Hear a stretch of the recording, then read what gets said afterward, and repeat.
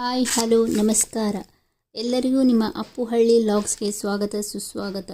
ಈ ಪುಡಿಯನ್ನು ಹೇಗೆ ಮಾಡೋದಂತ ಹೇಳ್ಕೊಡ್ತಾ ಇದ್ದೀನಿ, ಬನ್ನಿ. ಸೊ ಒಂದು ಬಾಣಲೆ ಇಟ್ಕೊಳ್ಳಿ. ಬಾಣಲೆ ಎಣ್ಣೆ ಹಾಕಿ, ಎಣ್ಣೆ ಕಾಯ್ದ ಮೇಲೆ ಜೀರಿಗೆ ಸಾಸಿವೆಯನ್ನು ಹಾಕೋಬೇಕು. ಜೀರಿಗೆ ಸಾಸಿವೆ ಚಟಪಟ ಅಂದಮೇಲೆ ಸ್ವಲ್ಪ ಬೆಳ್ಳುಳ್ಳಿಯನ್ನು ಕ್ರಷ್ ಮಾಡಿಟ್ಕೊಂಡಿದ್ದು, ಸೊ ಬೆಳ್ಳುಳ್ಳಿಯನ್ನು ಕೂಡ ಎಣ್ಣೆಯಲ್ಲಿ ಸೇರಿಸ್ಕೊಂಡು, ಹಾಗೆ ಕರಿಬೇವು ಸೊಪ್ಪನ್ನು ಕೂಡ ಸೇರಿಸ್ಕೊಡಿ ಫ್ರೆಂಡ್ಸ್. ಈ ಚಟ್ನಿ ಪುಡಿ ತುಂಬ ಚೆನ್ನಾಗಿರ್ತದೆ, ತುಂಬ ಟೇಸ್ಟಿಯಾಗಿರ್ತದೆ. ಇದನ್ನು ದೋಸೆ, ಬಿಸಿ ಬಿಸಿ ಅನ್ನಕ್ಕೆ ಸವಿಯಬಹುದು. ಹಾಗೆ ಈ ಕಡೆ ಬಾಣಲೆಗೆ ಉಪ್ಪನ್ನು ಕೂಡ ಸ್ವಲ್ಪ ಸೇರಿಸ್ಕೋಬೇಕು ಫ್ರೆಂಡ್ಸ್.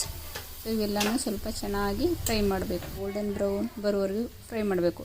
ಗ್ಯಾಸ್ ಆಫ್ ಮಾಡಿಕೊಂಡು ಸೊ ನಾವು ಈ ರೆಡ್ ಚಿಲ್ಲಿಯನ್ನು ಹಾಕಬೇಕು ಫ್ರೆಂಡ್ಸ್. ಆನ್ ಮಾಡಿಟ್ಕೊಂಡು ಹಾಕಬಾರ್ದು.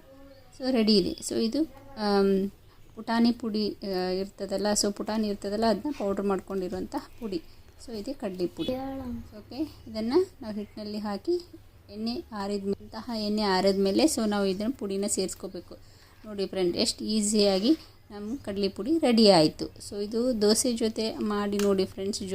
ದೋಸೆ ಜೊತೆ ಹಾಕಿ ಮಕ್ಕಳಿಗೆ ಕೊಡಿ, ತುಂಬ ಇಷ್ಟಪಟ್ಟು ತಿಂತಾರೆ. ಇರಲಾರ್ದಿದ್ರೂ ನಡೀತದೆ ಫ್ರೆಂಡ್ಸ್. ದೋಸೆ ಮೇಲೆ ತುಪ್ಪ ಹಾಕಿ ಕೊಡಿ, ತುಂಬ ಚೆನ್ನಾಗಿರ್ತದೆ. ನೋಡಿ, ನಾನಿಲ್ಲಿ ಬಿಸಿ ಅನ್ನ ರೆಡಿ ಇತ್ತು. ಸೊ ಬಿಸಿ ಬಿಸಿ ಅನ್ನಕ್ಕೆ ತುಪ್ಪ ಹಾಗೂ ಕಡಲೆ ಪುಡಿ ಹಾಕಿ ಕೊಡ್ತೀನಿ. ನನ್ನ ಮಕ್ಕಳಿಗೆ ಇದು ತುಂಬ ಫೇವ್ರೇಟ್ ಅಂತ ಹೇಳ್ಬೋದು ಫ್ರೆಂಡ್ಸ್. ಸಾಂಬಾರು ಮಾಡಲಿಲ್ಲ ಅಂದರೂ ನಡೀತದೆ. ಸೊ ಸಾಂಬಾರು ಇರಲಿಲ್ಲ ಅಂದರೂ ಮಕ್ಕಳು ತುಂಬ ಇಷ್ಟಪಟ್ಟು ತುಪ್ಪ ಮತ್ತು ಈ ಕಡಲೆ ಪುಡಿಯನ್ನು ಇಷ್ಟಪಟ್ಟು ತಿಂತಾರೆ. ನೋಡಿ ಫ್ರೆಂಡ್ಸ್, ನೀವು ಕೂಡ ಒಮ್ಮೆ ನಿಮ್ಮ ಮನೆಯಲ್ಲಿ ಟ್ರೈ ಮಾಡಿ ಹೇಗೆ ಇತ್ತು ಅಂತ ನನಗೆ ಕಮೆಂಟ್ನಲ್ಲಿ ಕಮೆಂಟ್ ಮಾಡಿ ಫ್ರೆಂಡ್ಸ್.